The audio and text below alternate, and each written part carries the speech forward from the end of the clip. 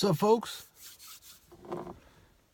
Well, The Whore, Marisol Rivera, is live on Amazon. I published it last night. Um, I don't know. I don't know about this launch. It's not skyrocketing. But hey, I gotta get the word out, and at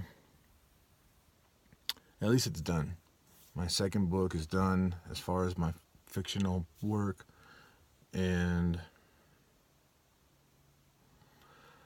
I don't know. It's a relief. It's a relief that it's done. It's out there. Now I can move on. Publishing it is quite the task. Let me tell you, it's not it's. People say writing the book is 10% of the job. I believe it. Um, and now that it's published and out there and live, I'm probably 60% of the way through. The rest is going to be marketing and trying to get it out there, trying to get it known, and I do my best at that. That's going to be nonstop, and that never stops, obviously. So, if you're wondering, the summary or the description that I wrote, my last one, Los Chocolates, somebody else wrote that. It's in the back of the book, and I don't like it. So I'm going to rewrite that eventually. The summary is supposed to be what catches people's eye. I read it like, ooh, this looks good. I don't think the summary does that. The summary for Los Chocolates does that. So, but Marisol Rivera, I wrote it. I like it, and maybe I'll pay somebody, because there's people who write them just for the specific reason of looking good on the selling page, whether it's Amazon or what have you. But here's the summary for The Whore, Marisol Rivera. If you read Los Chocolates de Esperanza Diamante, then you know of Pilar de los Campos and her son Pierre, the hero of that story.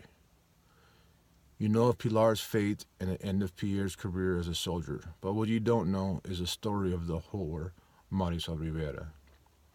Marisol was a smart and well-educated young lady who could have been anything she wanted, and when she wanted to become, when she would. Thought it was an error there. And what she wanted was to become a prostitute. Thanks to her mother, Marisol was misinformed about what a prostitute actually did for a living, but it made no difference. She succeeded in her career regardless of what she sold to her customers. After a failed attempt to lose her virginity, Marisol became known to her peers as the virgin prostitute. She held this title for the entirety of her career until she met the only man capable of taking her virginity, a man she knew well and loved but had never met. Marisol kept journals of her experiences over the years with hopes that it would one day make an interesting memoir. The only thing her biography lacked was a climactic ending. She thought this conclusion to her story would never come, but then one day it did. The end of Marisol's memoir and the end of this book are one and the same. Oh my gosh. So, I don't know. It's a fun story. I loved it. I love writing it. And when I read it myself, I'm like, oh, that's so good. And I don't know if that's just me being biased, but I truly love these stories that I write. I enjoy writing them. I don't know if they'll make me rich, but that's why I'm going on a job interview today. I don't do this to get rich. I do this because I love these stories, and what I would love is to share them with other people and that they love them too. And that's it.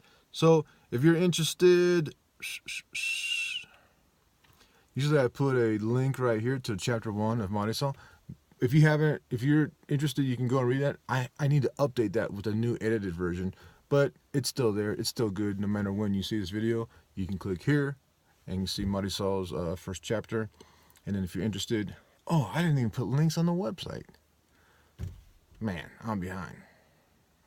I'll put a link down below to buy it.